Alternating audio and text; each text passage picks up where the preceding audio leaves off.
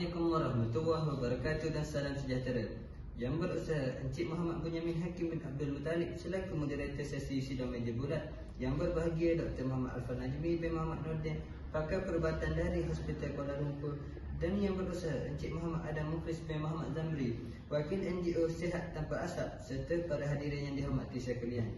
Alhamdulillah, syukur kehadrat ilahi kerana dengan limpah kurnianya kita dapat bersama dalam sidang meja bulat yang bertajuk Selamatkan Penggunaan Rokok dan juga Vape Elektronik. Para hadirin sekalian, sidang ini dianjurkan dengan matlamat untuk memberi pencerahan dan meningkatkan kesedaran masyarakat berkenaan isu penggunaan rokok dan juga vape elektronik.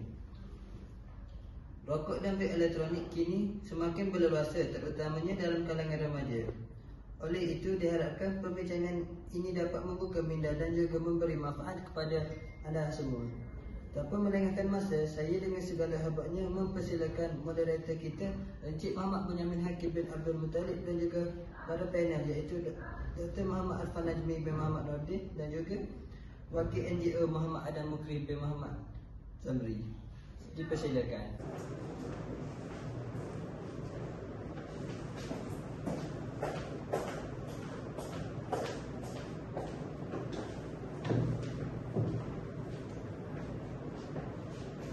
Semua boleh duduk. Terima kasih.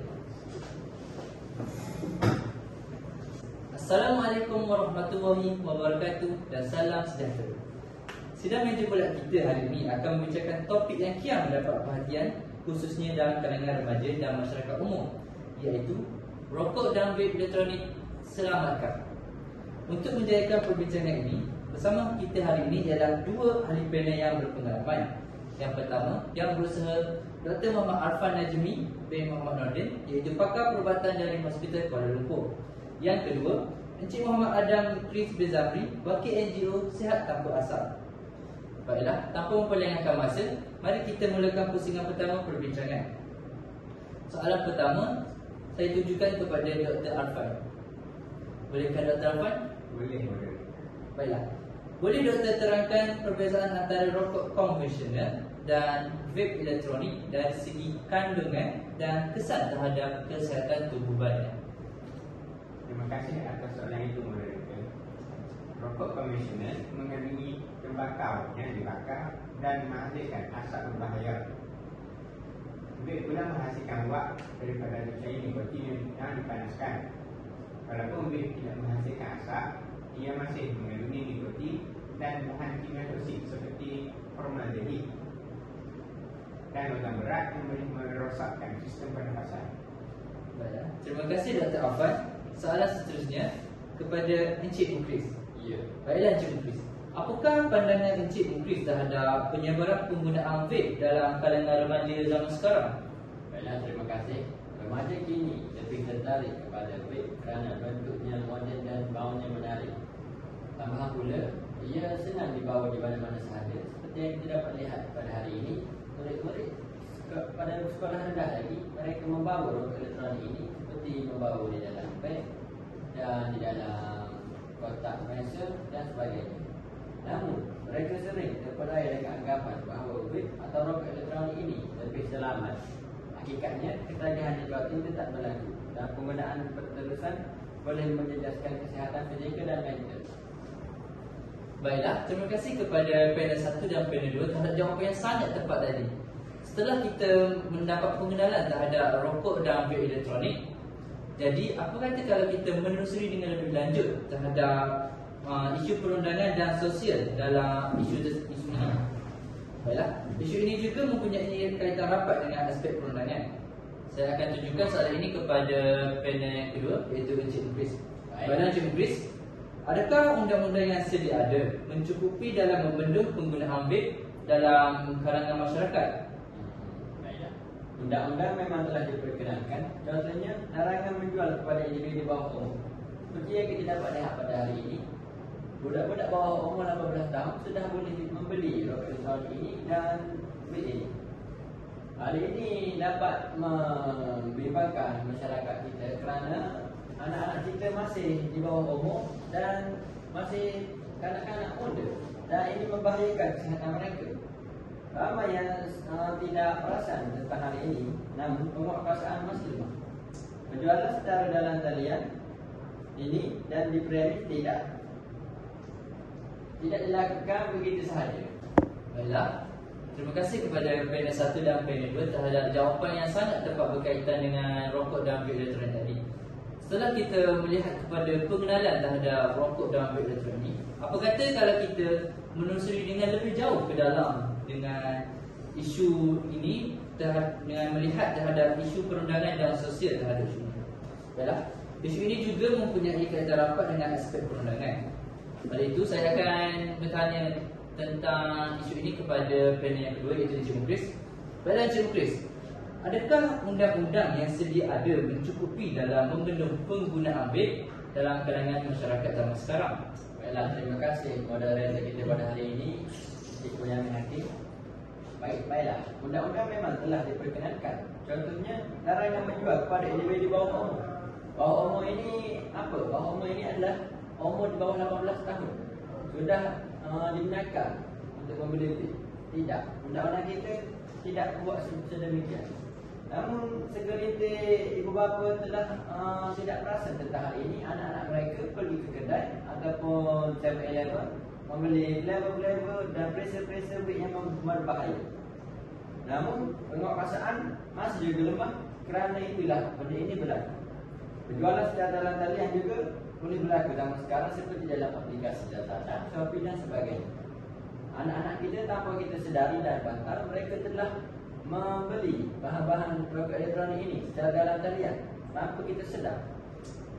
Namun dalam penjualan vape ini ia dibenarkan dengan satu syarat dalam undang-undang negara kita, iaitu sebuah premis haruslah ada lesen untuk menjual bahan-bahan sedemikian. Baiklah, terima kasih. Baiklah Encik Mukhlis, terima kasih terhadap pandangan yang begitu bernas daripada Encik. Baiklah, kita teruskan perbincangan ini dengan soalan yang akan ditujukan kepada panel 1, iaitu Dr. Afan.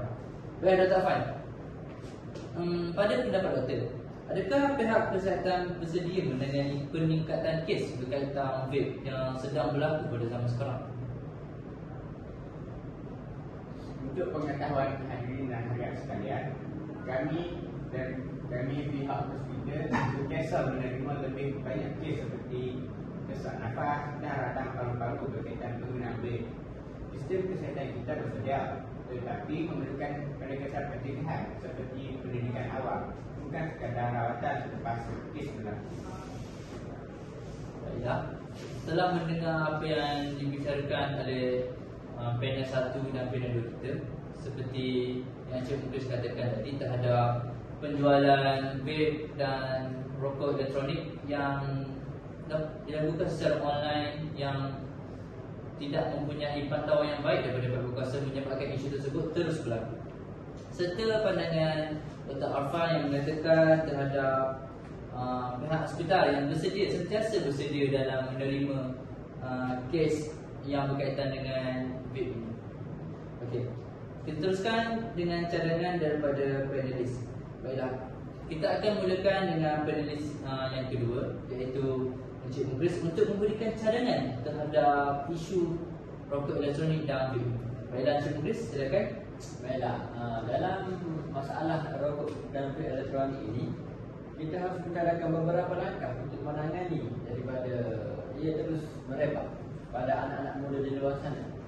Baiklah, yang pertama, meningkatkan kempen kesedaran awam dan pendidikan di sekolah, di mana kita haruslah mengadakan kempen-kempen tentang kesedaran bagi anak muda dan murid-murid sekolah rendah maupun sekolah menengah tentang bahayanya rokok elektronik ini. Seterusnya, memperketat penguatkuasaan undang-undang dan pemantauan penjualan. Premis ataupun toko-toko dalam talian haruslah mengenal pasti batas umur yang membeli rokok elektronik ini. Mereka juga akan dikenakan hukuman jika terlepas menjual kepada kanak-kanak bawah umur. Yang seterusnya pula, menggunakan platform media sosial untuk menyampaikan mesej anti-vape secara efektif. Baiklah, seperti yang kita tahu pada hari ini, pada era digital ini dengan menggunakan telekom tinggi dan juga laju, kita tidak boleh mensia-siakan perkara itu. Kita harus mengingatkan kepada anak muda dalam media sosial seperti Instagram, WhatsApp, Twitter dan sebagainya dalam menyampaikan mesej anti-vape secara kreatif. Ini secara tidak langsung akan membuka minda-minda anak muda kita untuk mengetahui bahawa rokok elektronik ini bahaya. Kita sendiri ketahui bahawa anak muda sekarang suka berada di rumah dan bermain telefon. Oleh itu, saya mencadangkan untuk menyebar poster-poster tentang rokok-rokok yang berbahaya. Terima kasih. Saya 100% menyokong cadangan tersebut.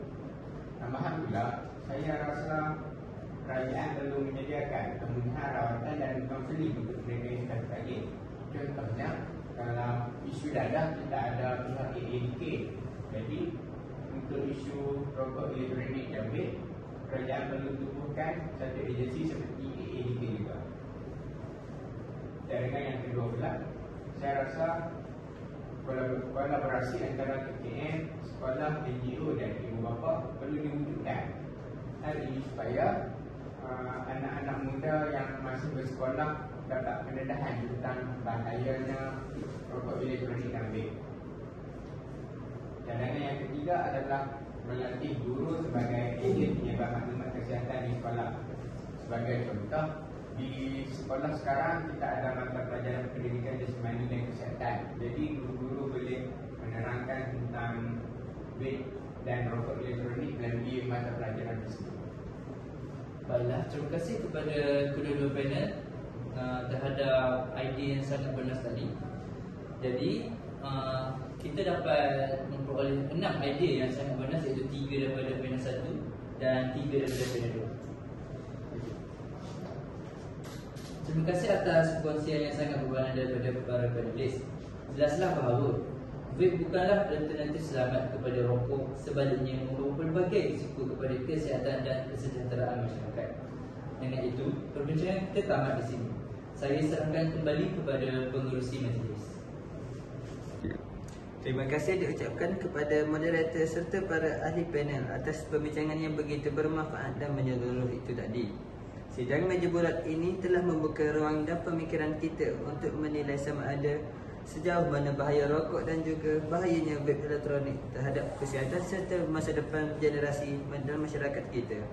Pak kata pepatah, mencegah lebih baik daripada mengubati, dan juga kalau tidak dipecahkan ruyung, manakan dapat sagunya. Perubahan tidak akan berlaku tanpa usaha yang bersungguh-sungguh. Maka marilah kita bersama-sama memikul tanggungjawab ini demi generasi yang lebih sihat dan juga generasi yang sejahtera. Dengan itu, saya menutup tirai sidang meja bulat pada hari ini. Sekian, terima kasih. Wabillahi taufiq wal hidayah. Wassalamualaikum warahmatullahi wabarakatuh.